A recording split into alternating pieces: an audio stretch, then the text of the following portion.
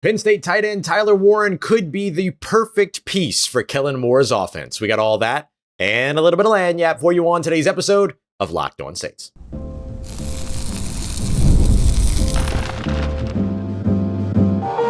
You are Locked On Saints, your daily New Orleans Saints podcast. Part of the Locked On Podcast Network, your team every day.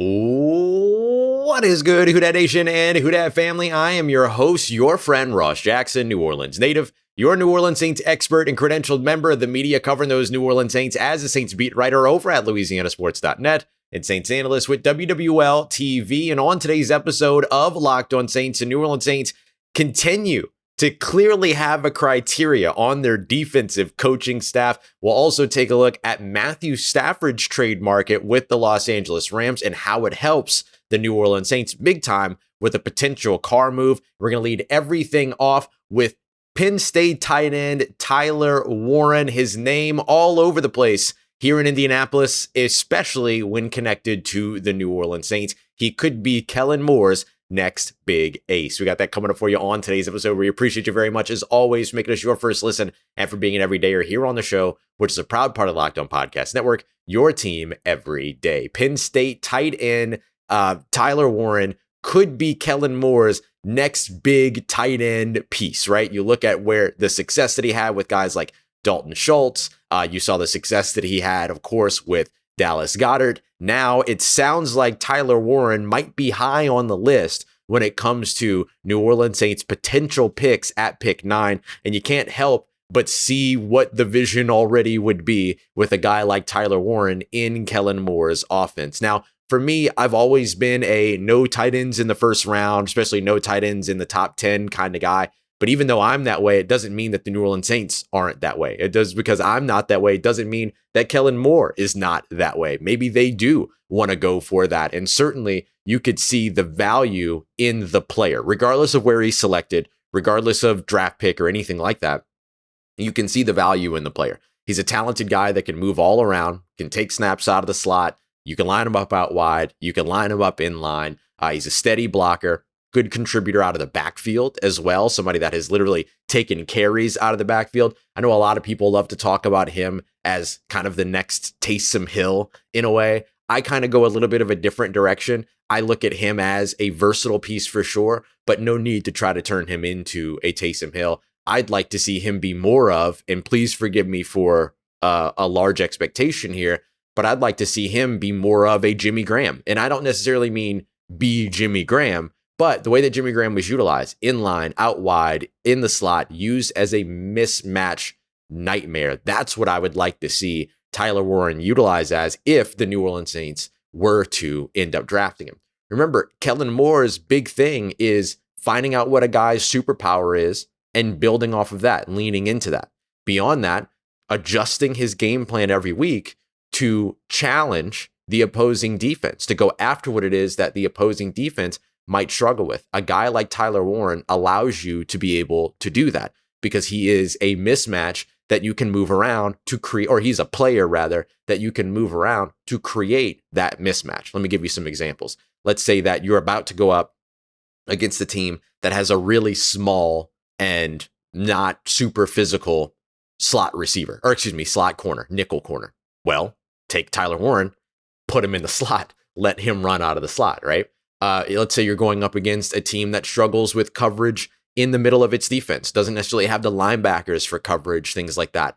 Then you line him up in line, allow him to be able to tear apart the middle of the field. Then, of course, you can utilize him out wide, have him running those big crossing routes that we saw Dallas Goedert eat up all throughout the season. And then all of a sudden, you're able to find Tyler Warren in those situations as well, getting him into space, getting him moving left to right laterally, forcing defenders to effectively chase him and be able to take advantage of the athleticism that he brings with him as a stud of a player. And so I look at those ways, those means of utilizing him as a way that I'd like to see Tyler Warren utilized at the next level, not necessarily being turned into the gimmick player that can take snaps out of the backfield, that can take snaps at quarterback and run the football and all those other things. That's all cool to do here and there every now and then. But I think leaning into Tyler Warren as a tight end and as a Y move tight end, similar to the way that Jimmy Graham was utilized, lined up in a bunch of different alignments, used as a mismatch nightmare. That's the way I'd like to see him used. So if you do invest a first round pick in a tight end, it ends up being your evaluation of him and his ability to contribute ends up being a natural evaluation, natural contributions, as opposed to having to try to create these opportunities to be utilized out of the backfield and all those other things. I'm cool on that. Like there's no need to do that. I'd like to see him just do what it is that he does. And he does do it well. He caught 104 passes last year, which led his conference, 1,233 receiving yards, along with 8 receiving touchdowns. He also ran the ball 26 times for 218 yards and an additional 4 touchdowns. But listen to that again. Ran the football 26 times. That's great. I'm down with that. When you're playing 16, what was that? When you're playing, 16 games? 16 games. And you're running the football less than twice a game. I'm all about that. I'm totally okay with that. But you are still being utilized in that way every game. Fine. But I don't need him doing that to the Taysom Hill numbers. You know what I mean? In terms of distribution and snap distribution and all those other things, alignment, all that. Great to do every now and then. Great way to be able to utilize a player. I'm all about that. But I don't think that I need to see him doing that to the Taysom Hill extent. But I really love the movability, the malleability in terms of being able to utilize him and being able to do so at 6'5", 6'6", 249 pounds. We'll see what his official measurements are here at the combine later on in the week. But man, being able to see a guy of that stature go out there and make those plays and finally see that back in the Saints back in the Saints offense again, I think goes a really long way in terms of the why around Tyler Warren. He could be that ace. And when I talk about ace, I just mean go-to player, number one guy that you can move around a bunch, not necessarily number one guy, but number one at his position that you can move around a bunch, do a lot with, all those other things, right? You talk about the aces are wild. Tyler Warren, the aces are wild with Tyler Warren. So I'm all about that with him. When you look at what he's done throughout his career as a blocker as well, really solid as a run blocker last season, pretty solid as a pass protector as well. Was a little bit better as a run blocker in terms of grades, which you know how those go back in 2023. But you can see that he is somebody that has gotten a lot of those opportunities, being given the chance to not only go out there and catch passes, but be a blocker and be asked to block as well. The reason why I highlight that is not just because of the fact that I think that being a good blocker gets you on the field in the NFL, but usually the reason that tight ends take so long to translate to the league is because their role changes from being this major pass catching option in college to having to learn the blocking schemes, having to learn the protections, all those other things. That's usually what it is that slows down their immediate impact when it comes to tight ends at the next level. And so him being somebody that has been asked to do that already, that has developed that skill, that is familiar with that part of the game plan, that knows protections, all those other things, especially playing in the Big Ten, I think it really gives you the opportunity to say, okay, he could come in and have a much bigger impact than typical rookie tight ends have.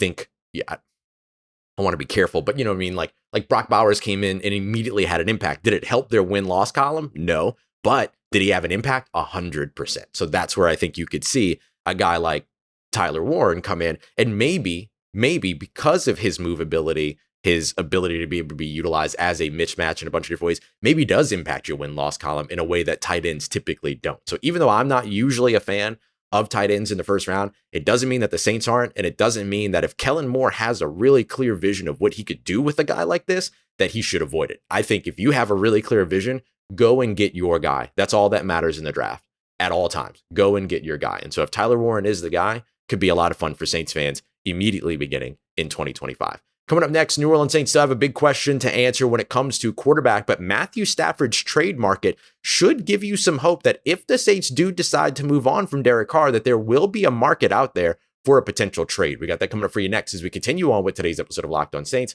part of Locked On Podcast Network, your team every day.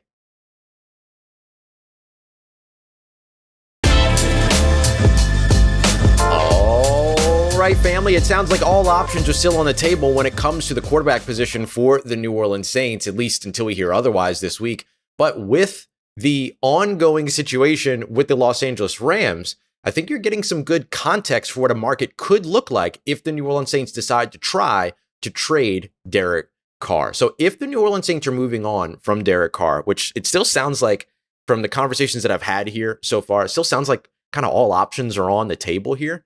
It almost kind of sounds like the Saints are waiting to see what other options are going to develop before making a final decision on Derek Carr, but we'll see. I think we're going to get more context around that in the coming days. So that's just early indications here throughout the week. But it sounds like everything's kind of still on the table. And one of the things that kind of helps with that is this Matthew Stafford situation.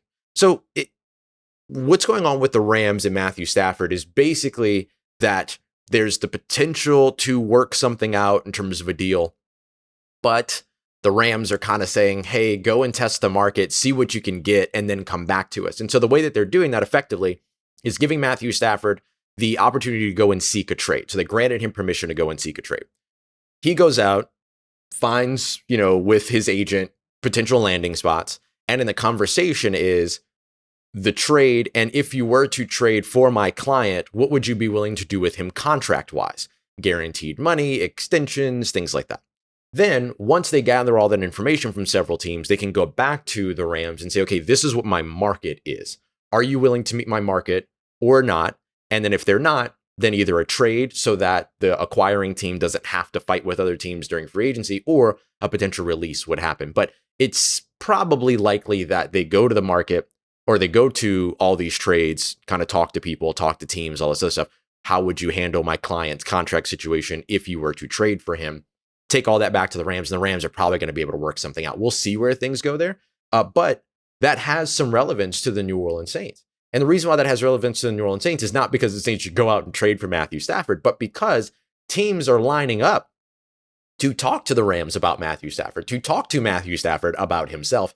And so you're seeing teams, according to Albert Breer and some of the names that we're hearing here at the Combine, the Cleveland Browns, Las Vegas Raiders, New York Giants, Pittsburgh Steelers, and other teams. I imagine some of those other teams would probably include teams like the Tennessee Titans, who don't sound like they're sold on even holding on to the first overall selection, not, leave alone the idea of drafting a quarterback with the first overall selection.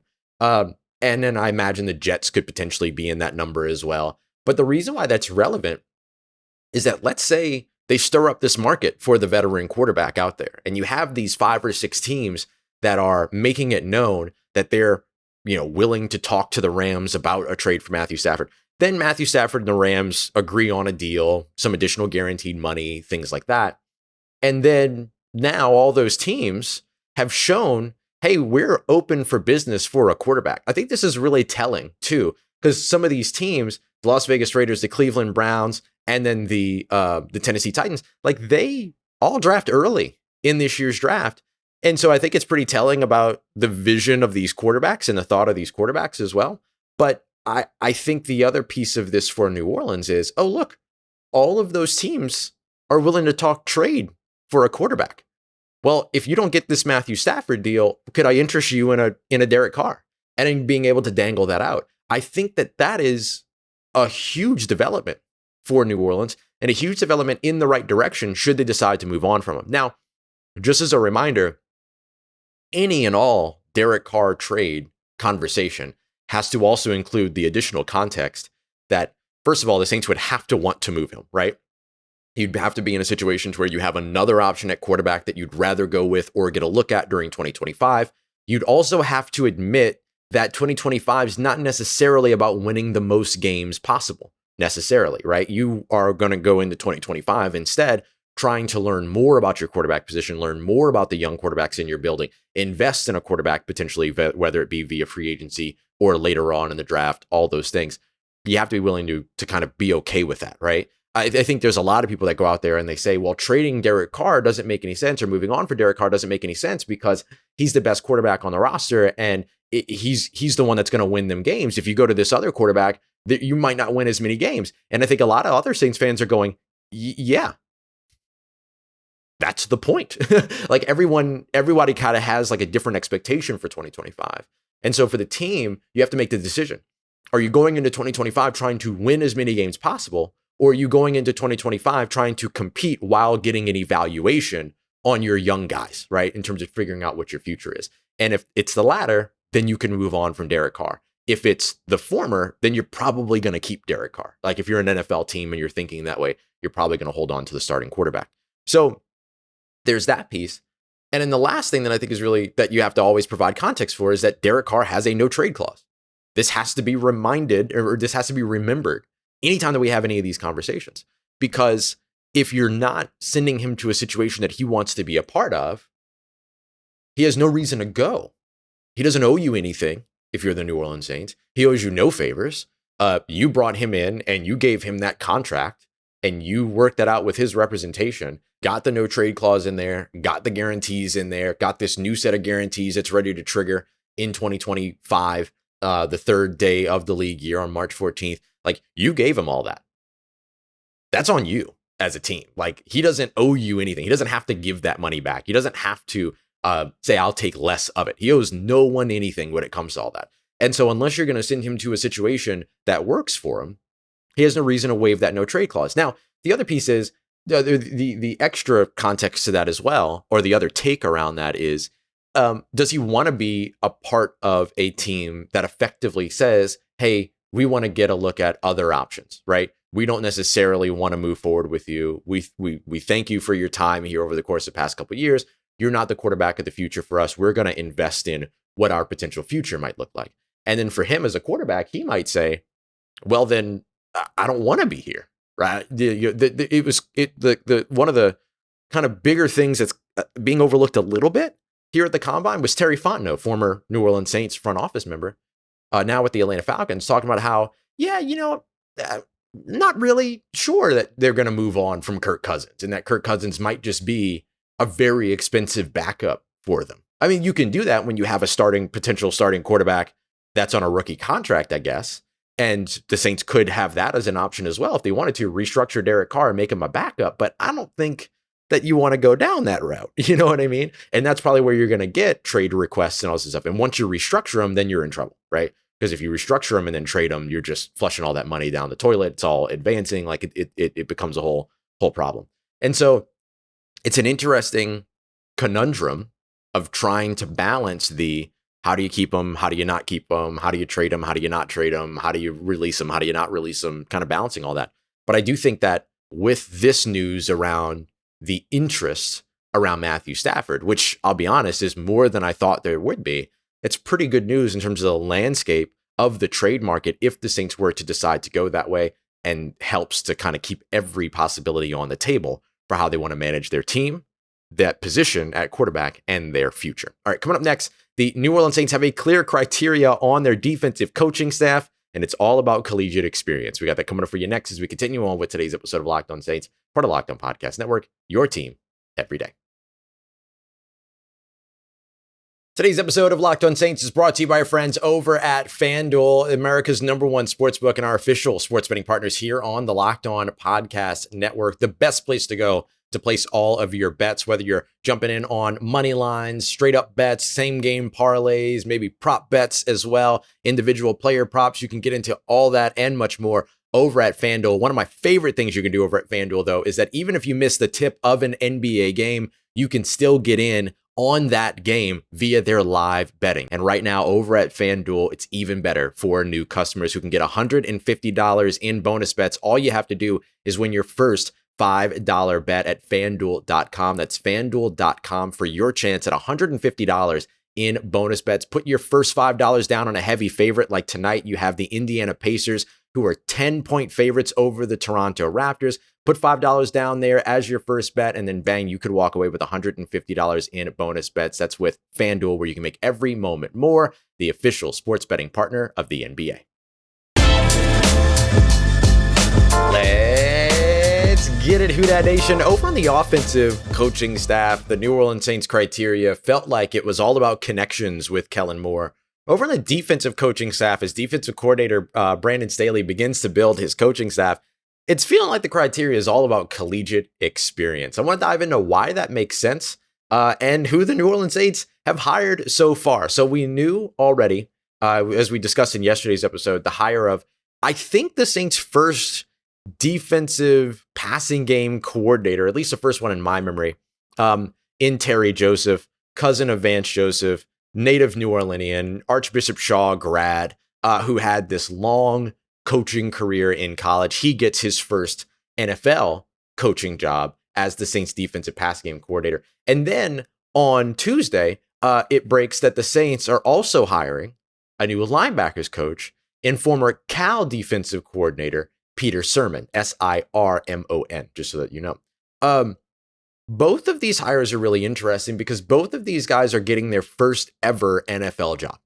Peter Sirmon was an NFL linebacker, played for the Tennessee Titans from 2000 to 2006, but hasn't coached a day in the NFL and now gets his first gig. And I like the hire. And I want to explain why I think that this collegiate lean that the Saints have shown over on the defensive side so far makes sense to me. The biggest thing that you'll see is that the college game influences the NFL game, particularly heavily on defense. On offense. The things that college offenses do eventually find their way to the NFL. We saw that with things like, options and RPOs and certainly like different styles of motion and all these other things. Like, we have watched the college game permeate its way into the pro game for a long time, even though the NFL sometimes doesn't like to acknowledge it, doesn't like to admit it.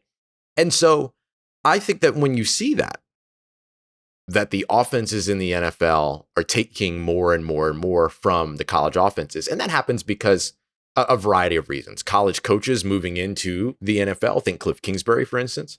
It could also be a look at offenses in the NFL trying to tailor make their game plan a little bit more to match the young quarterback that's coming out of the league, the young wide receiver that's coming into the league, the young running back that's coming into the league, all those other things. So it's a little bit of tailor making, and it's a little bit of just inherent to, college coaches coming into the league.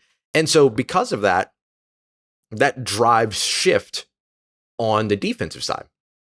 It's what creates changes on defense. And we've talked about this before in a different way about how offense always kind of leads the way, right? The offense has started using more slot receivers and 11 personnel, 3 wide receiver sets. As a response to that, defenses got smaller. Now defenses are smaller with hybrid linebackers and hybrid safeties and smaller prototypical edge rushers and things like that. And so because of that, as they were countering speed on offense, they got smaller and faster on defense. And now offenses are getting bigger, right? They're running the football. They're using a lot more 2 running back sets, 2 tight end sets, all those other things. So now defenses have to respond by getting bigger. And then once that happens, offenses will get smaller and faster, and we'll go back and forth and do the whole thing. I think that a part of that is driven by the college game and what talent is being produced, all those other things, right? Who are the guys that are coming out of the draft, all that other stuff. And so to bring in these players these coaches, my apologies, like Terry Joseph, as well as Peter Sirmon, you're helping your defense start to incorporate some of what college offenses, or have a knowledge of what college offenses are already doing. And so Terry Joseph, for instance, who's, by the way, coached a lot of NFL talent. I mean, he actually, funny enough, he coached Stanley Jean-Baptiste, probably a name that Saints fans would like to forget about. But he coached him. He coached Julian Love, Troy Pride Jr. He coached most recently Jahdae Brown and all that, who was a Jim Thorpe Award semifinalist, if I remember correctly. And so, he's coaching all of this talent, but he's also bringing a knowledge of what it takes to defend, in his case, right, as a defensive pass game coordinator. He's bringing into this role an understanding of what offensive passing games like to do and how to defend that, how to counteract that, all those other things. I think similarly, when it comes to Peter Sirmon, he gives you that for your second level in particular, right? For your linebackers. Now, he mostly coached inside linebackers, and so he coached the coverage guys and everything. So interesting that he shows up to New Orleans, doesn't have an inside linebacker tag, just has a linebackers coach tag. So it'd be interesting to see kind of how they divvy things up. If they do go 3-4, do you coach your outside linebackers separately from your inside linebackers? Do you coach all of them together? Do you have the outside linebackers working with a defensive line coach, or do you keep a pass rush specialist like a Brian Young in the building to work with those guys? It'd be really interesting to see how they go about that. But here's the other thing that I like about hiring from the coaching for the college ranks. A guy like Peter Sirmon has a lot of experience as a recruiting coordinator. He did it with Cal. He also did it with USC. And even though you're not recruiting in the NFL, there is something to the idea of having guys come in that have the translatable skill of recruiting that helps you build and maintain relationships with your players. It sounds so basic. It sounds so simple. It sounds like a given. But as we've learned, building and maintaining relationships with players is not always simple, is not always obvious, is not always a given. And so hiring somebody that has experience doing that, and I think you can say the same thing for Terry Joseph, because as a college coach, you're always recruiting. And now, not only are you recruiting the guys outside your building, you're recruiting to keep your guys inside your building because of the transfer portal, because of NIL, because of all these other things that have made it more possible for player mobility or more acceptable for player mobility. You're constantly having to do that. And so bringing in these guys that know how to do that, to build and cultivate and maintain relationships, I think that's a positive, that's a step in the right direction for the New Orleans Saints as well, especially as you're going into years where you're going to be building out a foundation. You're going to be building out your culture. You're going to be doing all these other things. I think that that is a really important piece of the puzzle that maybe gets a little bit overlooked. It's kind of like talking about Aaron Glenn. Aaron Glenn being somebody that was a head coach candidate because of what he did as a defensive coordinator, because of what he did as a player. But one of the things that I really liked about Aaron Glenn was that he had scouting experience. He's got experience identifying talent. And so now you have these guys that are coming in that have been identifying talent as coaches for their entire coaching career and able to say, yeah, this person fits my room. That person doesn't fit my room. This person fits this scheme. I want to change this to match what this person does better, so on and so forth. These guys were doing that. And so now you have these coaches that I don't want to say have scouting experience, but with the recruiting experience and with the ability to identify, cultivate, and develop talent. I think that has to be the big focus. And you see that over in the offensive side as well. Your head coach is a quarterback, former quarterback. Your offensive coordinator is a former quarterback. Your quarterback coach is a former NFL quarterback. All three of those guys at the very top of that quarterback tree, are former quarterbacks, former NFL quarterbacks. It shows you that they're interested in developing a young quarterback at some point in the near future or right away. We'll see exactly how it goes. I mean, you're certainly doing it in the background no matter what. And so I think you're seeing something similar with the way that this defensive coaching staff is being built so far. 2 hires, of the 2 hires, both coming from the college ranks. It shows you a focus on player development, a focus on building and maintaining relationships, and a focus on being able to counteract the new wave of today's NFL offenses and being ready on defense to be able to do that. I love that. Will it work? We'll find out. But is the foundation sound? Is the logic sound? Yes, I would say, I think it is. All right, coming up in tomorrow's episode, everything that we're hearing from the NFL Combine so far. We appreciate you so much for making us a part of your day, part of your routine, for saying yes to me and the show. As always, if you see me, please say hi. If you need anything else around your New Orleans Saints in between these episodes, make sure you follow me on your favorite social media at Ross Jackson, NOLA. Hit me up. Learn how the family's doing, learn how you living. Let me know how you momming them. And Who Dat Nation, I'll holla at you.